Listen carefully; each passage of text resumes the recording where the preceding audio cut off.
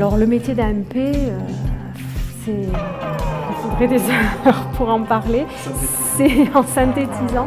Alors l'AMP, pour moi, c'est une personne en tout cas sur qui la personne qu'elle accompagne peut se sentir en totale confiance. C'est vraiment la personne qui va être un peu comme sa moitié à l'extérieur de son corps. Alors si je devais le décrire, AMP, c'est quelqu'un qui accompagne un résident, voilà, du matin au soir, dans tous les actes de la vie quotidienne, dans ses loisirs, ses toilettes, tout, dans tout ce qu'il fait au quotidien. C'est une aide psychologique et affective, et aussi une aide plus technique dans les soins. Écouter un peu de musique, faire des activités, faire un peu de sport, aller faire un peu de marche, voir un peu les paysages, prendre des photos, un peu de tout, quoi. Et je pense que c'est ça, il faut être dans l'accompagnement, surtout dans l'accompagnement. Les aider au quotidien, les accompagner, être là pour eux. Voilà, ça va être la personne qui va comprendre ses doutes, ses inquiétudes, qui va être là pour l'aider effectivement dans les actes du quotidien, mais qui va l'aider dans son âme aussi. Il faut essayer de ressentir ce que la personne ressent, et parce qu'aussi le métier d'AMP, c'est d'accompagner vers l'autonomie. Donc même si la personne elle en manque, il faut au maximum essayer de la pousser à prendre ses propres décisions, à nous exprimer ce dont elle a besoin, et au maximum la laisser faire tout ce qu'elle peut faire, voilà, pour qu'elle soit le plus autonome possible. Si je peux, en tous les cas, dans le métier d'AMP plus tard, arriver à permettre à quelqu'un d'handicapé ou de dépendant de pouvoir se projeter dans un avenir, je pense que j'aurai déjà une certaine satisfaction, et que j'aurai certainement confirmation, plus encore, de mon implication et dans le secteur que je suis en train de découvrir et vers lequel je tends. C'est vraiment celui sur lequel on prend appui, un peu comme une canne sur laquelle on va s'appuyer, c'est une aide. Voilà, ça ne remplace pas, une canne ne va pas remplacer une jambe, par contre elle va permettre d'avancer. Donc l'AMP, si je schématise un peu ces images, ça peut ressembler à une canne.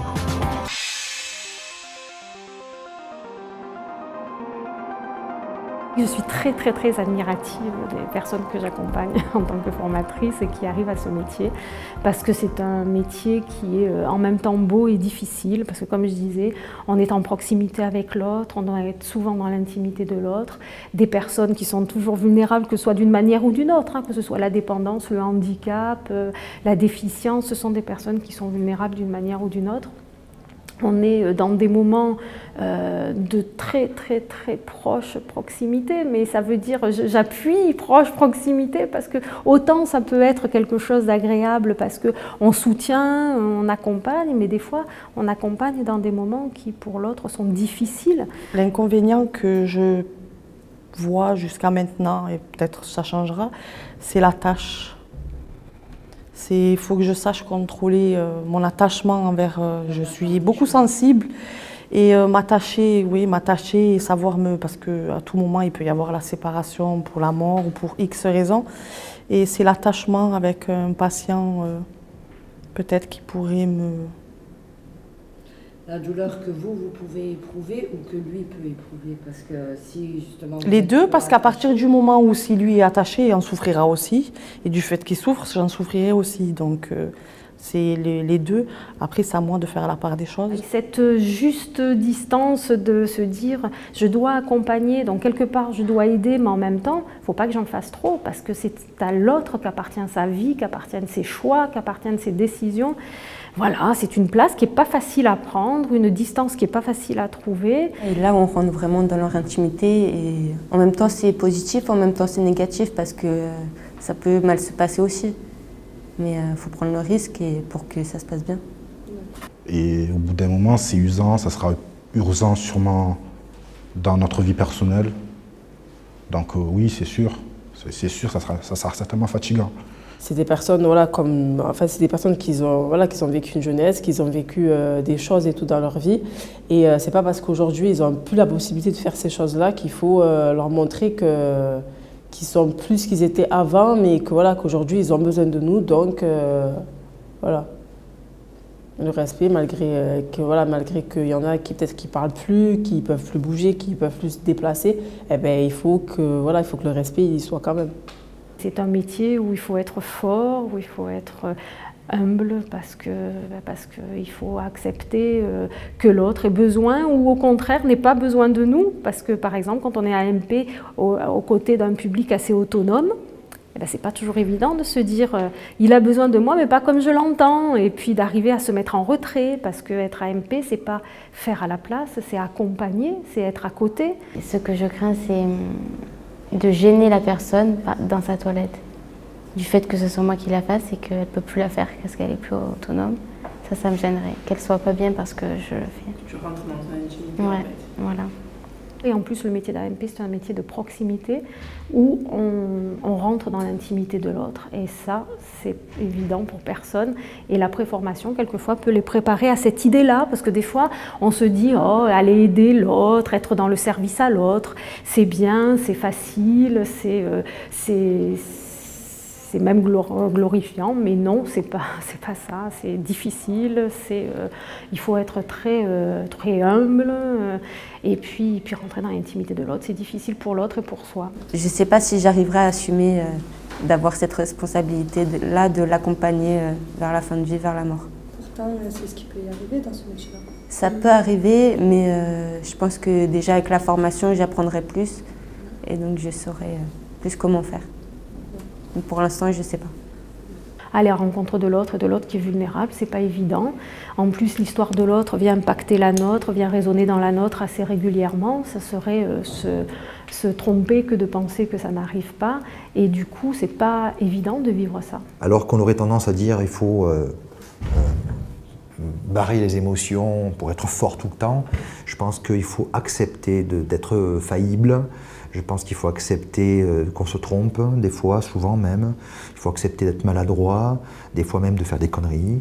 Et il faut savoir pardonner, il faut savoir dire pardon, il faut savoir s'excuser. Beaucoup de monde pense que le métier d'AMP, parce que c'est un métier niveau 5, c'est un métier d'exécutant. Et ben non, parce que quand on est seul à seul avec l'autre, qu'on l'accompagne à la toilette ou qu'on l'accompagne au repas et que l'autre est en difficulté, ben c'est là maintenant tout de suite qu'il va falloir prendre une décision s'il y a besoin, s'il y a un problème de sécurité, un problème de... Et là, il n'y a personne qui est à votre place, quoi. Et donc, c'est pas que de l'exécutif, bien au contraire, très souvent, il faut être dans la décision qui nous appartient face à sa propre responsabilité.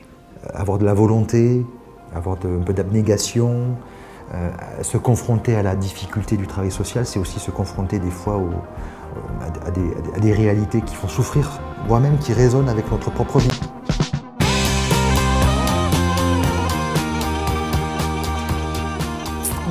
Je pense que c'est une vocation. Après, comme je vous dis, je ne dis pas qu'il y a des bons et des mauvais partout. Pour certains, je fais partie peut-être des mauvaises. Mais il y a des qualités peut-être ou des sentiments ou des façons d'être que tout le monde n'a pas forcément. Alors, c'est pas tellement quelque chose que j'ai choisi. La préformation, oui. Le métier, en fait, c'est quelque chose que j'ai en moi depuis très longtemps. Tout ce que j'ai fait professionnellement a été axé vers et pour l'autre. Franchement, avec toutes les galères que j'ai vécues, que je continue à galérer toujours, enfin que je suis toujours dans la galère, quoi. Et je me dis quoi, c'est pour moi, c'est un métier pour moi, je suis né pour faire ça. En étant chez les pompiers, j'ai réalisé que j'étais souvent frustré des situations dans lesquelles j'étais amené à pratiquer, que je cherchais plus à être finalement dans l'accompagnement que dans l'urgence, et que finalement, voilà, j'ai décidé de me réorienter et puis de voir un petit peu quels seraient les métiers qui seraient intéressants pour développer toutes les qualités qui sont en moi. C'est là où il me semble que je suis le plus utile, et au cours de mes expériences professionnelles, j'ai acquis des compétences dans divers domaines comme la cuisine, comme le sport, comme le service, comme aussi le ménage, parce que c'est important. Et j'aime la proximité avec l'autre. J'aime vraiment être proche de l'autre et emmener vers l'autre avec moi toutes ses compétences. Ce qui m'attire dans le métier d'AMP, c'est surtout de pouvoir m'occuper d'autres personnes, de pouvoir leur apporter mon aide, tout simplement, car j'ai toujours, enfin, même avant, j'ai essayé de passer un diplôme d'éducateur sportif pour les jeunes enfants handicapés, et le contact avec le public, même s'il est différent, m'a toujours intéressé. J'ai ressenti quelque chose que je n'arrive pas à expliquer. C'est particulier. C'est particulier, j'arrive pas à expliquer ce que j'ai ressenti. J'ai compris il n'y a pas longtemps que c'était de l'empathie. C'était comme si je ressentais tous les besoins d'une personne. Je me sentais à l'aise auprès des personnes âgées. J'ai arrêté l'école à 18 ans, je ne savais pas ce que je voulais faire. Et arrivé à 23 ans, après s'être fait licencier, on se dit, ben là, il faut se poser les bonnes questions et je me les suis posées et finalement j'y suis arrivée au bout de quelques années à enfin trouver quelque chose qui me plaît, qui me donne envie de me lever tous les matins. Moi j'ai fait un BTS assistant de gestion et en fait je me suis rendu compte que pendant mes 2 ans, j'aimais bien la société dans laquelle j'étais, mais qu'il n'y avait pas de lien en fait, direct avec le public, c'était tout le temps par téléphone ou par mail. C'est des personnes avec qui je rigolais et tout par téléphone, parce que j'avais jamais vu leur tête.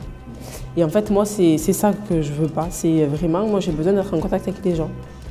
Là, j'ai compris que l'élément moteur de ma vie, il était à travers aussi voilà, l'aide aux autres, le don aux autres, parce que j'estime qu'on est une société qui est très individualiste, où il y a de moins en moins de gens qui ont le temps déjà, par les expériences qu'ils ont, professionnelles, les difficultés qu'ils rencontrent au quotidien, ils ont de moins en moins de temps à consacrer aux autres.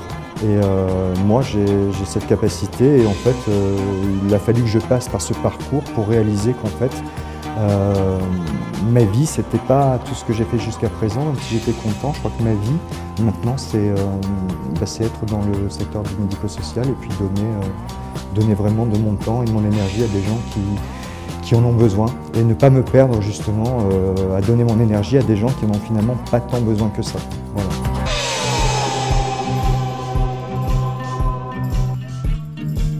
Au début, on arrivait, petit cours avec les clowns, avec les acteurs. Bon, on s'est dit, qu'est-ce que c'est? Je trouve ça très bien parce que c'est pas comme à l'école en fait. On sent vraiment que c'est vraiment une formation. Ça nous a vraiment mis une cohésion de groupe en fait. Voilà, et ça permet à tout le monde de pouvoir donner son avis et de participer. J'étais pas très d'accord pour entrer en préformation, mais sur les conseils de ma référente Pôle emploi, je me suis laissé faire. Et j'ai trouvé vraiment cette préformation très pertinente, très utile en tous les cas. Ce que j'apprécie particulièrement, c'est qu'on n'est pas vraiment amené à participer à des cours où un intervenant vient dicter des leçons ou des textes. Je trouve des intervenants passionnés qui viennent nous parler de leur propre expérience, de leur métier à eux et de leur vécu pour nous guider dans notre choix et nous conforter dans notre projet professionnel. C'est qu'il y a une interactivité qui se met en place, qui génère en fait une bonne synergie, une bonne dynamique de groupe et qui permet en fait d'intégrer vraiment toutes les données qui nous sont transmises, hein, sans être obligé voilà, de faire un travail scolaire plutôt ennuyeux et auquel je ne voulais certainement pas me retrouver confronté. Pour ne pas le nommer, Grégory Abramovitch, qui est votre référent pédagogique, a une liberté totale d'imaginer et de créer des espaces pédagogiques et des outils méthodologiques. Alors la préformation, je n'interviens pas sur cette préformation. C'est un peu voulu, presque, j'ai envie de dire. C'est une manière d'accueillir après les stagiaires dans la formation de manière assez neutre, plutôt que de les connaître déjà. En revanche, nous, ce qu'on attend de cette préformation, c'est justement ce que je disais, d'ouvrir leur esprit, de les préparer à rentrer sur ce nouveau secteur. En plus, souvent, les personnes qui sont en préformation sont des personnes qui arrivent d'un secteur totalement différent. Ce sont des personnes qui sont souvent dans une reconversion, d'autres dans une découverte. Pour nous, c'est une formation à part entière. C'est pas une pré quelque chose, quoi. C'est une formation formation qui prépare à devenir demain, quand vous serez brillamment reçu, devenir demain un étudiant acteur de sa formation. Se préparer dans son identité à être dans l'accueil de l'autre, voilà. C'est pour ça qu'on engage avec vous des outils pédagogiques différents, de la volonté d'aller à votre rencontre, de l'écoute, des débats, de la communication, mais aussi de la remise à niveau, du travail d'écriture, du travail de lecture, précisément pour balayer toutes ces choses-là. Ah ouais, cette formation, elle est vraiment, j'allais dire, la cerise sur le gâteau. Elle a su me permettre de trouver et de mettre des mots sur certaines interrogations que j'avais. Et au travers non seulement, comme je vous le disais, des intervenants qui interviennent chaque jour, mais aussi des gens qui sont eux aussi en préformation et qui suivent cette préformation avec moi. J'ai trouvé des gens qui me ressemblent. Enfin, l'apport de l'équipe pédagogique a été bénéfique pour moi.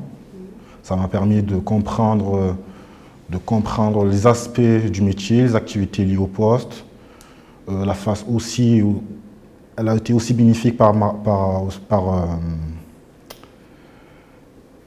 au fait de m'entraîner à l'écrit pour le concours.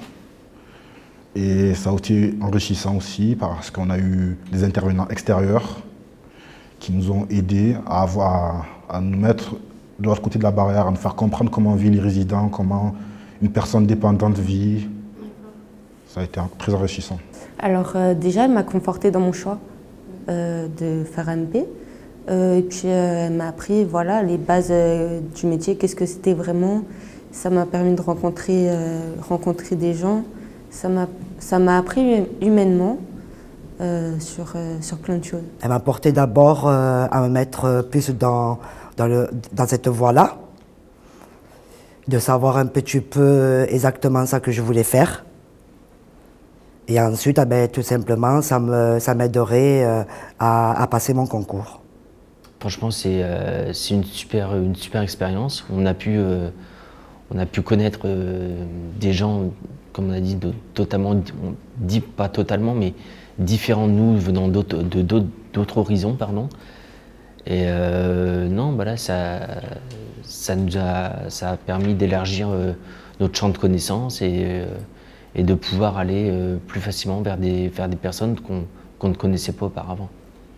Donc oui, ça m'a déjà permis d'avoir une culture autre que celle que j'avais jusqu'à présent. Ça m'a permis de découvrir ce secteur-là et de pouvoir confirmer aussi l'orientation que je prenais. Je dirais à n'importe quel âge, on a besoin d'être quand même un peu recadré et d'avoir ce sentiment de dire voilà, ben là on est là pour travailler, on est là pour avancer tous ensemble et qu'il faut qu'on se motive.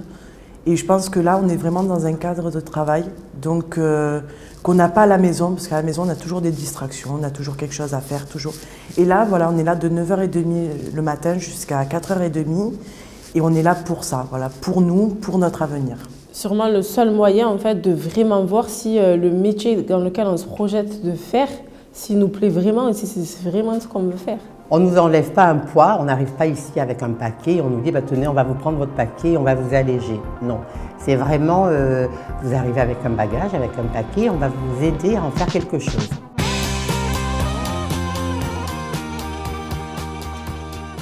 Là, c'est un beau métier qui l'apporte beaucoup, voilà. Je reprendrai certaines phrases de personnes que j'ai entendues parler. Si c'est pas fait avec le cœur, vaut mieux pas le faire. Ça me touche personnellement, parce qu'il y a des aspects de ma personnalité qui ressortent dans ce métier. J'aime être bienveillant, j'aime être proche des gens, j'aime être au contact de l'humain, vivre en collectivité. Ce sont des choses importantes pour moi. Parce que c'est vraiment un métier d'AMP qui m'intéresse. Après, il y a éducateur et tout ça, mais AMP, ça m'intéresse plus que éducateur. Et pourquoi? Parce que c'est à proximité, vraiment la proximité au quotidien, de pouvoir créer quelque chose de fort. Pour ma part, je pense que la formation d'AMP va changer ma vie dans la mesure où je vais pouvoir exercer ce que j'ai toujours voulu faire auparavant, pouvoir aider les gens. Pouvoir m'insérer avec eux, avoir un esprit d'équipe pour pouvoir leur apporter un maximum de bonheur. donner un sens à sa vie, aux choses voilà, qui vous tirent vers le haut. C'est jackpot pour l'autre, je crois. C'est arriver avec une énergie, une lumière, c'est être enthousiaste, c'est curieux, c'est... Ça peut me rapporter pas gros, mais je pense que ça peut me faire de bonnes choses dans ma vie. Ça peut m'ouvrir des portes par rapport à moi-même. Je me dis que d'aider les gens, c'est bien. Être soi-même,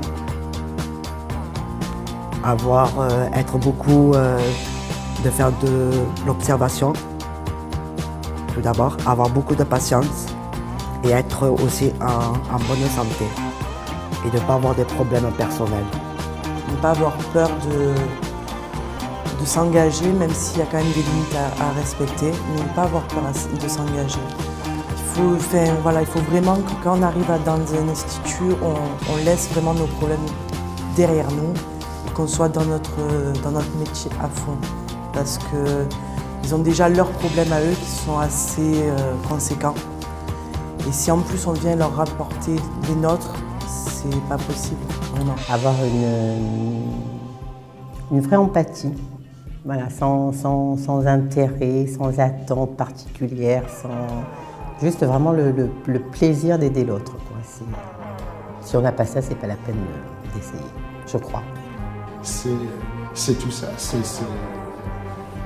c'est très valorisant, comme je vous le dis, ça donne un sens à ma vie en tous les cas pour moi. L'intérêt principal de la préformation, je pense que c'est une manière d'aller voir si vraiment on est fait pour ce métier. Vous allez être les travailleurs sociaux en première ligne avec le résident, avec la personne accueillie en institution. C'est un métier qui demande énormément de dons de soi, donc il faut être prêt aussi à ça. Et du coup, vous serez la personne qui serait la plus proche de ces gens-là, au cœur de la relation. Si la personne qui désire devenir aide médico-psychologique ne prend pas le recul nécessaire pour réaliser qu'en fait, effectivement, on ne peut pas faire autrement que de laisser son affect intercéder dans la relation.